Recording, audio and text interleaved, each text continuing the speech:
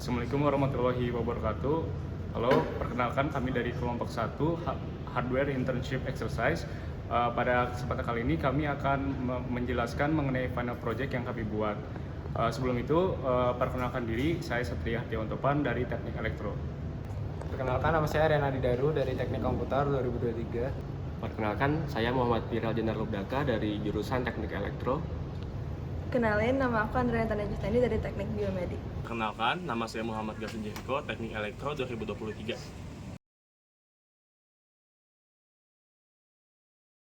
Nah, jadi pada final project kami kali ini, kami membuat suatu sistem kendali atmosfer pada sebuah kultivasi jamur. Nah, kenapa sih kita bikin alat tersebut? Nah, kita itu ingin mengefisienkan dan mengotomasi proses kultivasi jamur dengan cara membuat sistem kendali yang bisa mengatur suhu dan juga kelembaban dari atmosfer ruang tanam jamur. Nah, mari kita lihat alat-alat yang digunakan. Nah, jadi sistem itu terdiri dari sensor ini DHT22 ini untuk membaca data dari atmosfer. Lalu juga ada ESP32. Nah, ESP ini untuk berfungsi untuk menerima data dari DHT dan dengan dibantu oleh metode regresi linear itu menentukan suhu dan kelembaban optimal yang harus dicapai oleh aktuator. Nah, aktuatornya itu ada apa aja sih? Nah, yang pertama ini ada pompa. Nah, pompa ini berfungsi untuk mengalirkan air ke ini.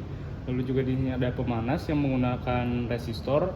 Lalu yang ketiga ada humidifier yang berfungsi untuk melembabkan yang di dalamnya. Lalu kami juga di sini menggunakan relay. Relay ini berfungsi untuk mengatur arus dengan tegangan yang tinggi. Lalu di sini ada Arduino Uno. Nah, kenapa kami menggunakan Arduino Uno? Karena ini berfungsi untuk memberi daya ke pemanas dan mengaktifkan relay. Lalu dari data dari ESP ini akan upload ke sebuah platform IoT yang bernama Blink.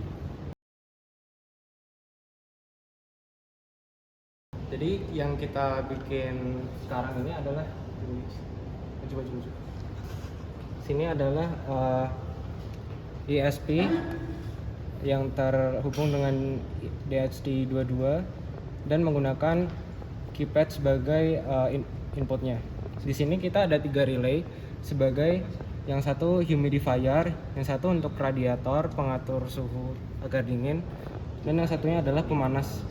Di sini kita bisa melihat temperatur yang dibaca dari DHT22 di LCD I2C.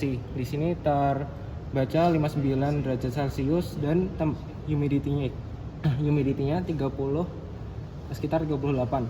Di sini kalau kita ubah humidity-nya, kita akan melihat perubahan di LCD-nya.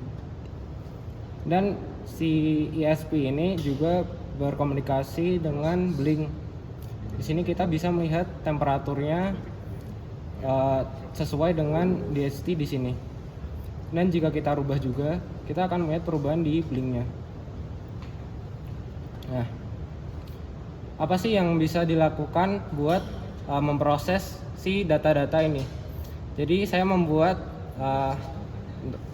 Pertama kalian pasti berpikir kenapa ada Hutao di sini kan? Kenapa ada orang random di sini? Karena dia sebenarnya berguna. Kalau kita di sini saya membuat pemrosesan data dengan menggunakan model linear regression. Jadi saya mempunyai sekitar 200 data di file JSON di sini. Di sini kita dapat melihat kompilasi temperatur, humidity, dan status mushroom growth di sini. Ada sekitar 200 hypothetical data di sini dan kita bisa gunakan untuk memproses data yang didapat di Blink. Di sini kita bisa menanyakan dia tentang jamur. Jika kita menginput mushroom, dia akan menjalankan suatu command. Nah, kita bisa memasukkan current temperature yang kita dapat di Blink. Contoh kita masukkan 20 derajat Celcius. dan kita memasukkan humidity-nya 70%. Kita akan mendapat graf yang menunjukkan hubungan antara predicted dan actual mushroom growth dari data yang di sini.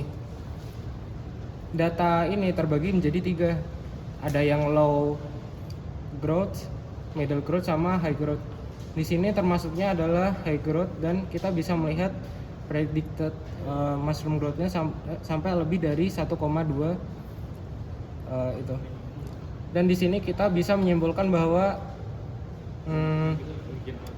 suhu dan temperaturnya, suhu dan humidity-nya adalah optimal. Di sini juga kita bisa melihat rekomendasi untuk temperatur dan humidity-nya. Dan ada predicted mushroom growth-nya. Di sini tertera 1,2, rekomendasinya adalah 20,53 dan 73,65.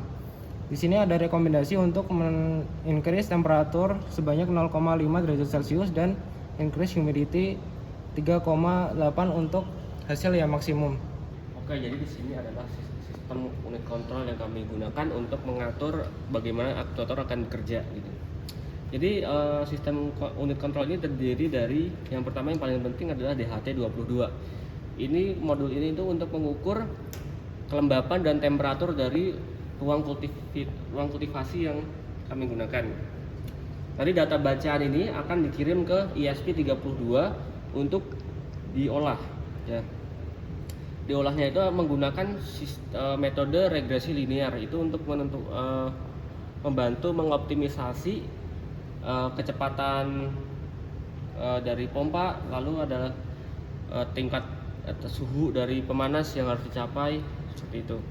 Lalu ESP ini juga nanti akan mengirim data bacaan dari DHT22 ke platform IoT yang kami gunakan yaitu Blink.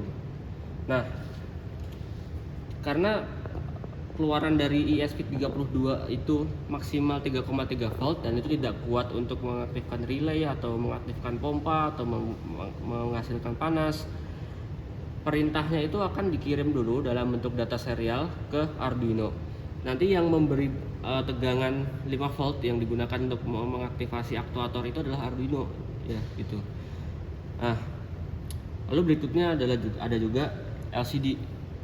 Nah, LCD ini tuh digunakan untuk monitoring in situ di tempat gitu. Jadi misalnya kita ingin memonitor langsung ruangan kultivasi jamur gitu, kita tidak usah misalnya membuka Blink tadi, kita juga bisa menggunakan LCD yang sudah ada. Lalu komponen tambahan ada relay. Jadi karena Arduino itu hanya bisa mengalirkan arus dengan kekuatan dan tegangan tertentu, sementara aktuator seperti pompa ini harus disuplai dengan tegangan 12 volt ya di atas kemampuan Arduino, maka digunakan relay. Relay itu berfungsi sebagai semacam keran gitu.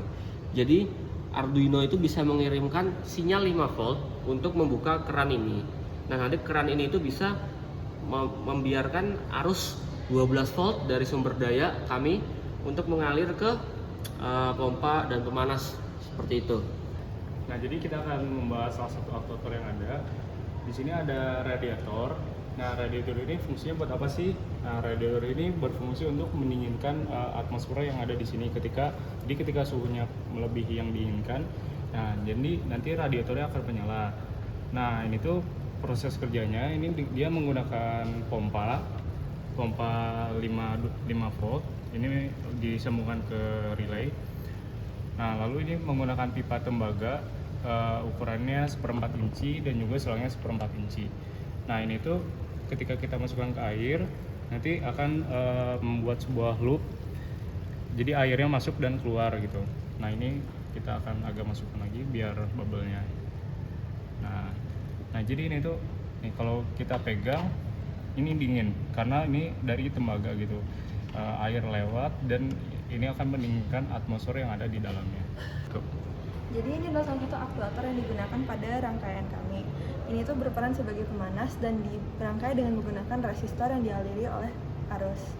Nah, sistem kerjanya itu kita menggunakan prinsip bahwa kalau misalnya arus itu melewati suatu hambatan, dia itu akan menghasilkan panas. Nah, pada umumnya resistor itu nggak terlalu panas sih, jadi dia tuh bisanya hangat atau mungkin suhu yang lebih rendah lagi.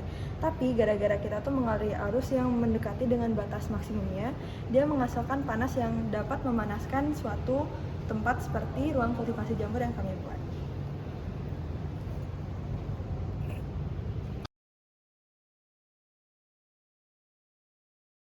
Selama pengembangan produk, kami mengalami beberapa kendala, sehingga harus mengubah baik itu kode, rangkaian, juga komponen yang harus digunakan. Berikut adalah revisi yang harus kami terapkan. Yang pertama, LM2596 ternyata tak bisa mengatur arus yang mengalir berdasarkan perintah atau sinyal dari SP32. Sebab itu, kami harus menggantikannya dengan relay 5 volt. Yang kedua, SP32 tidak bisa mengatur relay, sebab tegangan maksimal yang dapat diberikan oleh SP32 bernilai 3,3 volt. Oleh sebab itu, kami merantai SP32 dan relay dengan Arduino, sehingga Arduino lah yang mengirim tegangan aktivasi 5 volt ke relay. Yang ketiga, ternyata pemanas dan radiator yang kami gunakan tidak bisa menghasilkan perubahan temperatur dan kelembapan yang signifikan. Yang keempat, saat digunakan, sirkuit humidifier terbakar sebab arusnya terlalu kuat, dan karena keterbatasan sumber daya juga waktu, kami tidak dapat mengganti humidifier yang mengalami malfungsi. Dan yang kelima, kami membatalkan penggunaan baterai Lion 18650 yang diregulasi dengan voltage regulator, disebabkan kami menemukan bahwa powerbank laptop dapat cukup menyuplai listrik ke seluruh komponen.